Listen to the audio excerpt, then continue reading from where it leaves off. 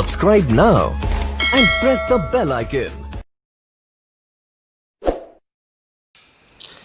Hello student, আজ আমরা ত্রিভুজের ধর্ম থেকে আগের ক্লাসে আমরা আলোচনা করেছি কিভাবে কটি মধ্যমা পাওয়া যায় এবং কটি উচ্চতা পাওয়া যায় একটি ত্রিভুজের। এবং আজকে আমরা একটি ত্রিভুজের উচ্চতা এবং মধ্যমা কিভাবে অঙ্কন করতে হয় সেটা এঁকে দেখাবো ও নিজেরা প্র্যাকটিস করবো। ওকে, তো শুরু করা যাক কিভাবে অঙ্কন করতে হয় একটি ত্রিভুজের মধ্যমা ও তার উচ্চতা। অলরেডি আমরা জানি যে একটি ত্রিভুজের সর্বমোট তিনটি মধ্যমা হতে পারে এবং তিনটি উচ্চতা হতে পারে। ওকে, এবার যখন আমাদের মধ্যমা অঙ্কন করতে বলবে, পার্টিকুলার কেস যদি উল্লেখ করে না দেয়, অর্থাৎ যদি কোনো একটা পার্টিকুলার ত্রিভুজ উল্লেখ না করে দেয়, তাহলে আমরা চেষ্টা করবো এমন একটা ত্রিভুজ অঙ্কন করার সেখানে যে মধ্যমাগুলো দেখতে একটু ভালো লাগে, স্পষ্ট বোঝা যায়। সেক্ষেত্রে আমরা বিষমবাহু ত্রিভুজ বেছে নেব। ওকে, অর্থাৎ মধ্যমা অঙ্কন করার জন্য যদি পার্টিকুলার কোনো ত্রিভুজ উল্লেখ না করে দেয়, আমাদের ইচ্ছা মতন কোনো ত্রিভুজ অঙ্কন করে তার মধ্যমা অঙ্কন করতে বলে, তবে আমরা একটি বিষমবাহু ত্রিভুজ অঙ্কন করে তার মধ্যমা অঙ্কন করব। ওকে, তো শুরু করা যাক। আমাদের আজকে প্রথম মধ্যমা অঙ্কন করব, তাহলে সেক্ষেত্রে আমি বললাম বিষমবাহু ত্রিভুজের একটি মধ্যমা অঙ্কন করার চেষ্টা করব। তাহলে আমরা একটা বিষমবাহু ত্রিভুজ অঙ্কন করি।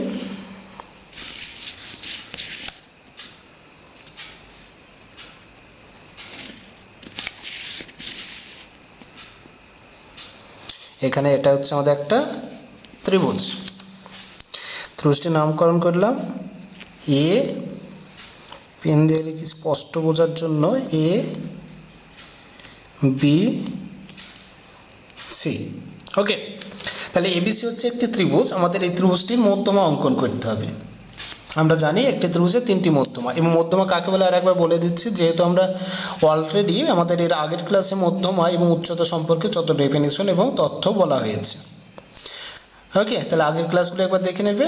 তবুও একবার মধ্যমা হচ্ছে ত্রিভুজের যে কোনো একটি শীর্ষবিন্দু থেকে বিপরীত বাহুর মধ্যবিন্দুর সংযোজক সরলরেখাংশ। ওকে, তাহলে এ শীর্ষবিন্দু থেকে বিসি বাহু, এ বিন্দুর বিপরীত বাহু বিসির মধ্যবিন্দুর সংযোজক সরলরেখাংশ। তাহলে আমাদের কী করতে হবে? বিসি বাহুর মধ্যবিন্দুটা খুঁজে বার করতে হবে, এবং সেটা বের করার নিয়ম আমরা জানি কি, তো বিসি বাহুর বি বিন্দুতে বসিয়ে বিসি বাহুর যে দৈর্ঘ্য আমাদের আনুমানিক দৈর্ঘ্যের অর্ধেকের চেয়ে বড়। ওকে, আনুমানিক আমরা চোখের আইডিয়াতে মোটামুটি নিয়ে দেবো, অর্ধেকের চেয়ে যেতে বড় হয়। কতটা বড় নেবে সেটা তোমার ইচ্ছার উপর নির্ভর করছে। তুমি সমান নিতে পারো, ওকে, সমান নিতে পারো, বা সমানের চেয়ে বড় নিতে পারো, বা সমানের চেয়ে একটু কম। অর্থাৎ আমি বলতে চাচ্ছি জাস্ট অর্ধেক, আমাদের চোখের আইডিয়াতে যতটা হবে অর্ধেকের চেয়ে যাতে বড় হয়। আমি মোটামুটি অর্ধেকের চেয়ে বড় এতটা নিলাম। ওকে, এবং এই মাপ নিয়ে উপরের দিকে একটা বৃত্তচাপ এবং নিচের দিকে একটা বৃত্তচাপ অঙ্কন করবে। ক্লিয়ার? কোথা দিয়ে? বি বিন্দুতে বসিয়ে। আমরা বি বিন্দুতে বসিয়ে বৃত্তচাপ অঙ্কন করলাম, উপরে একটা নিচে একটা। একইভাবে সি বিন্দুতে বসিয়ে, বিসি বাহুর বি বিন্দুতে হলো, এবার সি বিন্দুতে বসে আগের বৃত্তচাপের উপরে একটা নিচে বৃত্তচাপ আঁকিয়ে নেব। ওকে, বৃত্তচাপ আঁকিয়ে নিলাম।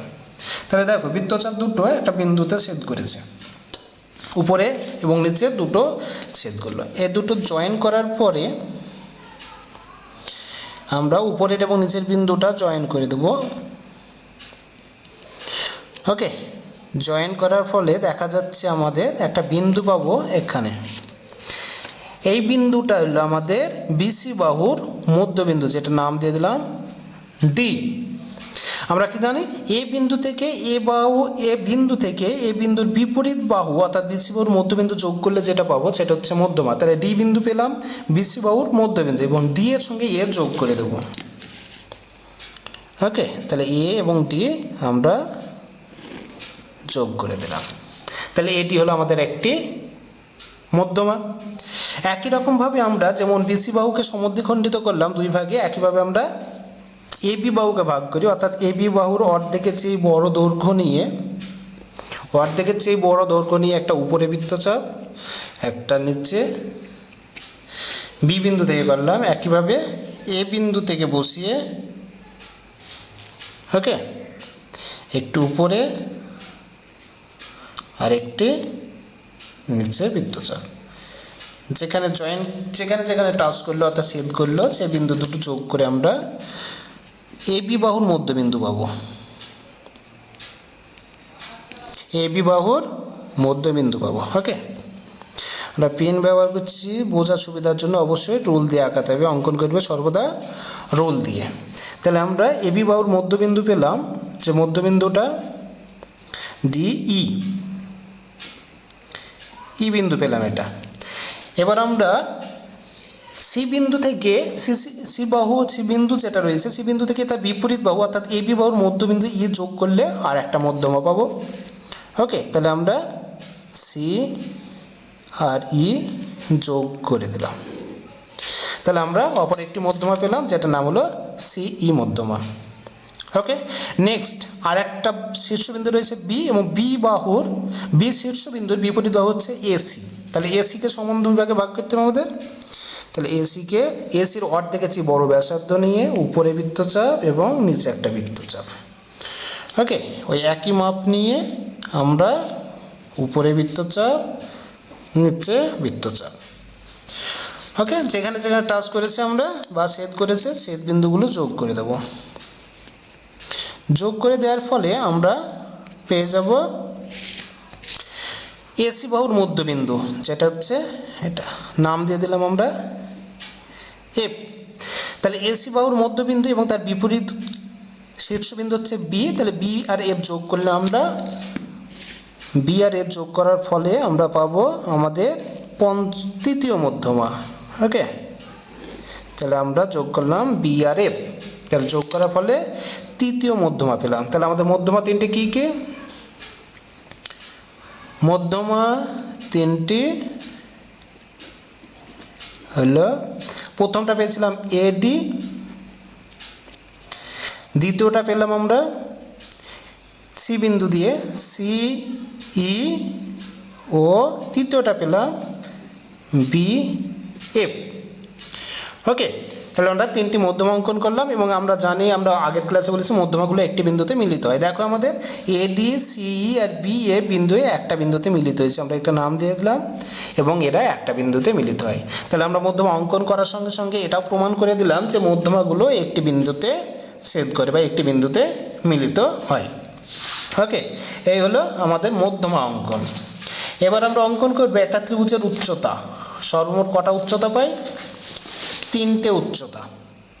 তাহলে মধ্যমার সঙ্গে সঙ্গে এবার আমরা অঙ্কন করে দেখাবো যে একটা ত্রিভুজের উচ্চতা কিভাবে অঙ্কন করতে হয়। তাহলে আমরা প্রথমত একটা ত্রিভুজ নিই, যে ত্রিভুজটা উচ্চতা অঙ্কন করতে হবে। একটা ত্রিভুজ,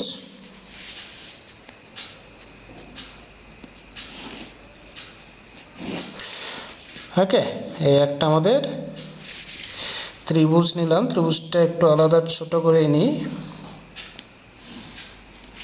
এবিসি একটি ত্রিভুজ, এ বি সি একটি ত্রিভুজ, আমরা এটা ছোট করে নিলাম, এটা বাদ। ওকে, তাহলে এবিসি ত্রিভুজের মধ্যমা আমাদের উচ্চতা অঙ্কন করতে হবে। আর আমরা জানি এবিসি ত্রিভুজে তিনটে উচ্চতা থাকে। তাহলে কীভাবে উচ্চতা অঙ্কন করতে হয় ভালো করে দেখে নেবে। প্রথমত আমরা যেটা করব, এই বিন্দু থেকে আমরা উচ্চতা ডেফিনেশনে বলেছিলাম আগের ক্লাসে যে কোনো শীর্ষবিন্দু থেকে বিপরীত বাহুর লম্ব দূরত্বকে উচ্চতা বলে। অর্থাৎ যে কোনো শীর্ষবিন্দু থেকে তার বিপরীত বাহুর উপর যদি আমরা একটা লম্ব অঙ্কন করি, তবে সেই লম্বটা হয়ে যাবে আমাদের উচ্চতা। তাহলে আমরা প্রথমত এ শীর্ষবিন্দু থেকে বিসি বাহুর উপর লম্ব অঙ্কন করব। ওকে, তাহলে কীভাবে করতে হবে? আমাদের সুবিধার জন্য আমরা খাতাটাকে ঘুরিয়ে নিতে পারি, অবশ্যই সুবিধার জন্য আমরা নেব। তাহলে এক্ষেত্রে কীভাবে আঁকাবো দেখো, এই বিন্দুতে বসিয়ে বিসি যে দূরত্ব হয়, ওকে, যে দূরত্ব হয় তার চেয়ে হালকা বড় দূরত্ব নিল, হালকা একটু বেশি। ওকে, যতটা দূরত্ব হচ্ছে তার চেয়ে একটু বেশি দূরত্ব নিয়ে আমরা এখানে একটা বৃত্তচাপ অঙ্কন করলাম, যেটা নিচে বাহুটাকে যাতে দু জায়গায় ছেদ করে। এখানে একটা দেখতে পাচ্ছ, আর এখানে দু জায়গায় ছেদ করেছে। ওকে, এবার এই যে ছেদ বিন্দু রয়েছে, ছেদ বিন্দু থেকে বসিয়ে আমরা যে দু জায়গায় ছেদ করলো সেখান থেকে বসিয়ে এই যে বৃত্তচাপ, সে বৃত্তচাপের চেয়ে অর্ধেকের চেয়ে বড় ব্যাসার্ধ নিয়ে, মানে যতটা বৃত্তচাপ দুই মাথায় ছেদ করেছে তার চেয়ে অর্ধেকের চেয়ে বড় নিয়ে উপর নিচের দিকে একটা আমরা আঁকালাম, আর একটা জায়গায় যেখানে ছেদ করেছে সেখানে বসে আর একটা বৃত্তচাপ অঙ্কন করলাম সরেখার উপর। ওকে, তাহলে যে বিন্দুটা পেলাম সেটা আমরা এই বিন্দুর সঙ্গে যোগ করে দিলাম,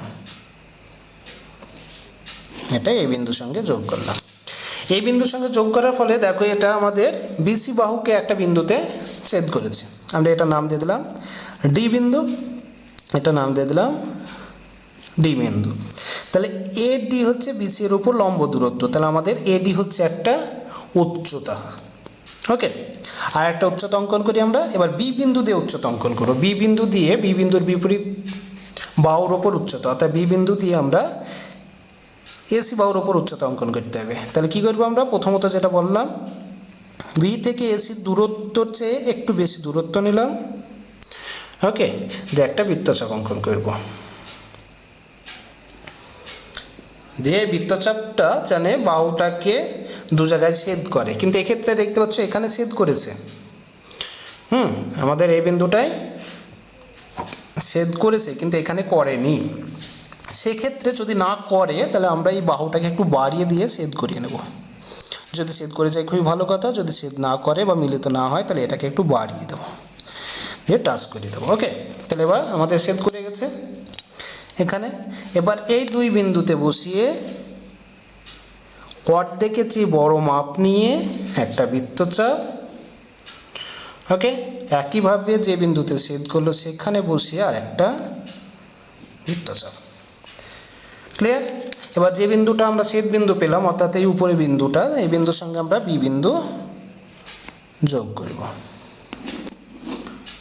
ওকে, তাহলে বি বিন্দু যোগ করার ফলে দেখো এখানে একটা ছেদ বিন্দু পেলাম, অর্থাৎ বি থেকে এসি বাহুর উপর লম্ব অঙ্কন করলাম, তো এখানে পেলাম একটা বিন্দু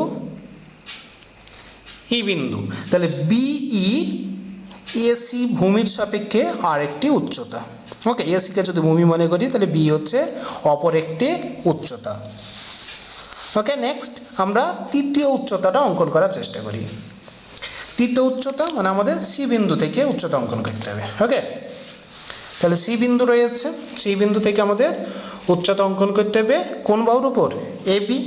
এবি বাহুর উপর।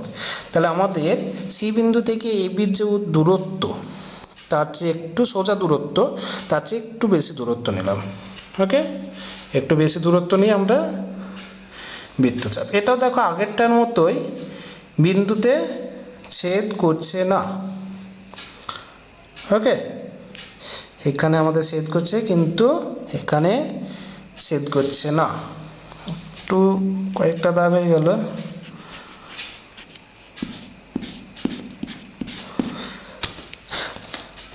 তাহলে আমরা এখান থেকে একটি বৃত্তচাপ নেব যেটা আমাদের এই এবি বাহুকে ছেদ করছে না, সুতরাং আমরা এবি বাহুটাকে একটু বর্ধিত করবো, অর্থাৎ বাড়িয়ে দেব বাইরের দিকে, যাতে করে আমরা ছেদ বিন্দুটা পাই।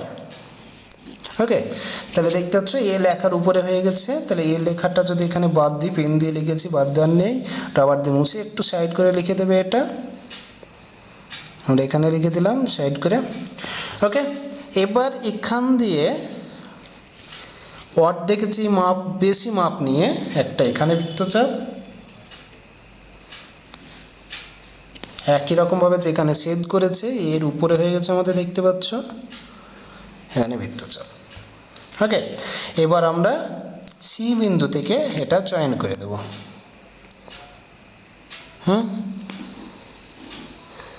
সি বিন্দু থেকে জয়েন করে দিলাম। জয়েন করার ফলে এরা একটা বিন্দুতে ছেদ করলো এবি বাহুর সঙ্গে, আমরা এটা নাম দিয়ে দিলাম এ বিন্দু, এই বিন্দুটা। তাহলে সিএফ এবি বাহুর উপর একটি লম্ব, অর্থাৎ সিএফ হচ্ছে এবিকে যদি ভূমি মনে করি তবে তার একটা সিএফ হচ্ছে একটা উচ্চতা। তাহলে এই ত্রিভুজে আমরা তিনটে উচ্চতা দেখে পেলাম। তাহলে উচ্চতা তিনটে কী কী? উচ্চতা তিনটে হলো